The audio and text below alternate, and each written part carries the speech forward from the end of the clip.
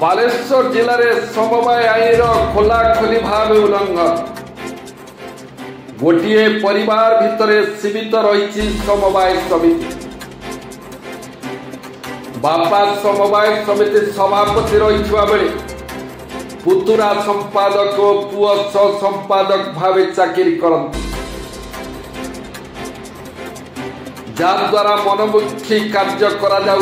समवाय समिति लोकंक मध्य बढ़ुची असंतोष देखिवा बालेश्वर ग्राउंड जीरो रिपोर्ट। बापा होउछंती समवाय समितिर सभापति पुतुरा संपादक पुओ सह संपादक गोटे परिवार सदस्य चली समवाय समिति पिता पुत्र पुतुरा परिवार बाद मधुचंद्रिकार चली समवाय समिति ये हूँ बालेश्वर रसालपुर समवाय समिति जो समवाय आईन ध्वजिया उड़ा सीधा सड़क समवाय समिति आईन को उल्लंघन कर आईन अच्छी गोटे कार्य पूरा अलगा समवाय आईन कहूँ गोटे परिवार रे जड़े सभापति पदरे रहिले सही परिवार कौन सदस्य से सेवा समवाय समिति रे चाकरी करें ना किंतु एटी रसालपुर सेवा समवाय समिति रे पुओ सह संपादक भाव प्राय 10 वर्ष धरी कार्य कर बापा गोटे वर्ष पूर्व समवाय समिति निर्वाचन में से समवाय समिति रे सभापति पदरे निर्वाचन लड़ी जीतिबा परे सभापति पदरे अछंती यह केमिति संभव यह कौन समवाय समिति नियम उल्लंघन करूनी कि यह को समवाय विभाग अधिकारी जानी पारिले नाही केमिति ना जानी सुनी विभाग कुंभकर्ण निद्रा शोची एभली प्रश्न उठाई स्थानीय बासिंदा आमर जी अच्छा पुओ भी असिस्टेंट सेक्रेटरी अच्छा आम जहाँ देखुचु तापर कौन कागज जहाँ बाहर ऑफिस रु सेटा तदंत परिसरभुक्त सभापति प्राय आम तो देखिनु केवल आसबार भी देखिनु जो धान किना जो जहाँ असुविधा असुविधा किसी भी सल्व से करती आसती भी ना जेहेतु पुओ अच्छा आउ ये जो संपादक जो अच्छा सी है पुतरा तेणु सोसाइटी गोटे घर हिसाब से चली चाषी कौन सी अधिकार सब्यस्त हुए चाषी मैंने किसी आज पर्यंत भी चाषी धान जाना ए बाबद आम सप्लाई ऑफिस जो सीएसओ अच्छा भी अवगत करूँ सी आमको कमिटमेंट कर 30 तारीख भितर समस्त धान ने आ धान नबार पात्र अंतर ये करती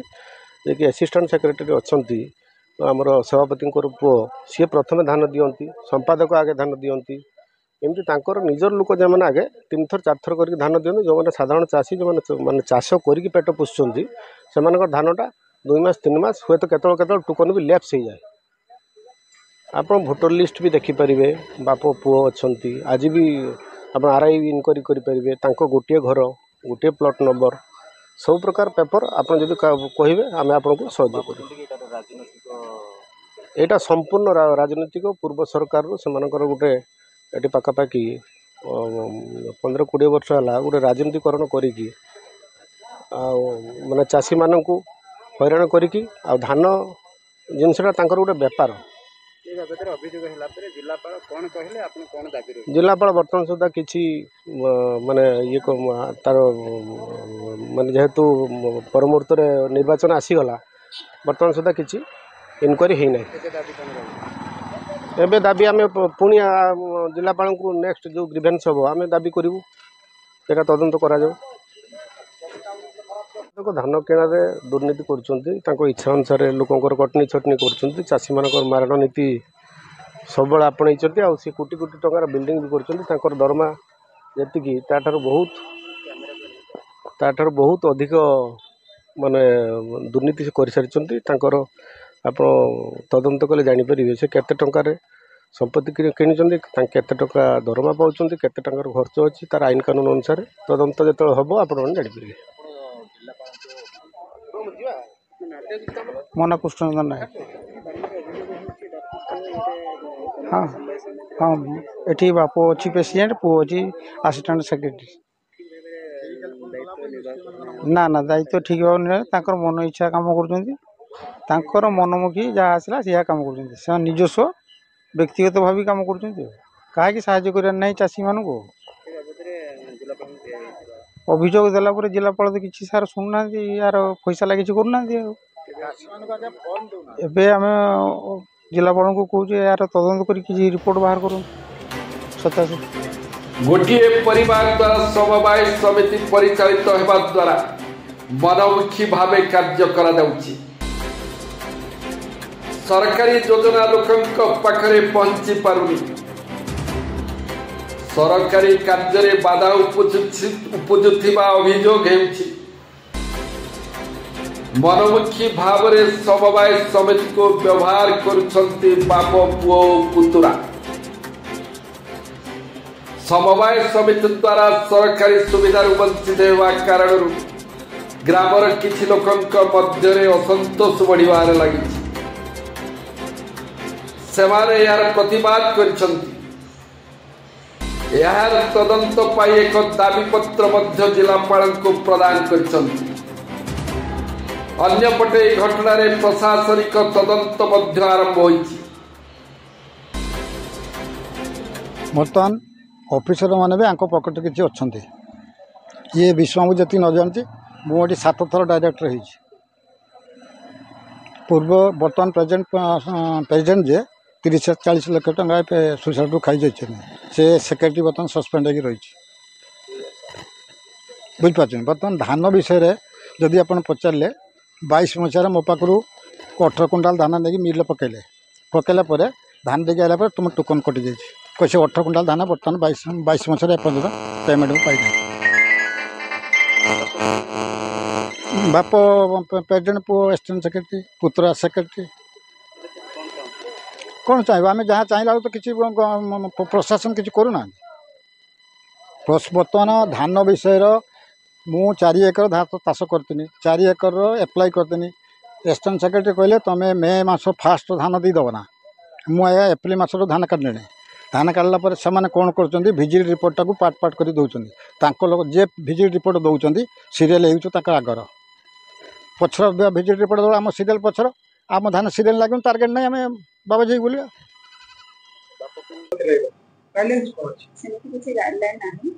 गाइडलाइन अनुसार जदि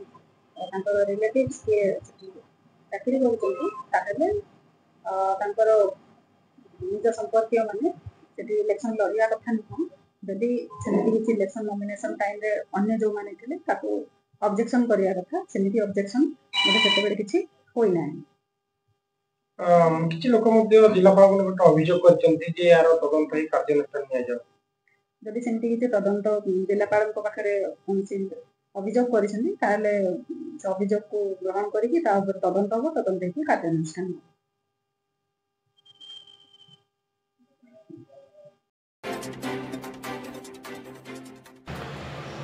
समवाय आईन अनुजाई परिचालित हेउनी समवाय समिति नहले गोटे परिवार द्वारा किपरि परिचालित होइथांता समवाय समिति जहाँ समवाय समितिर आईन को खोलाखोली भाव उल्लंघन करा जाउछि। समवाय आईन को उल्लंघन करितबा सेवा समवाय समिति उपरे कौन निया जाउछि कार्यानुष्ठान ताहा देखिबाकू बाकी रहिला।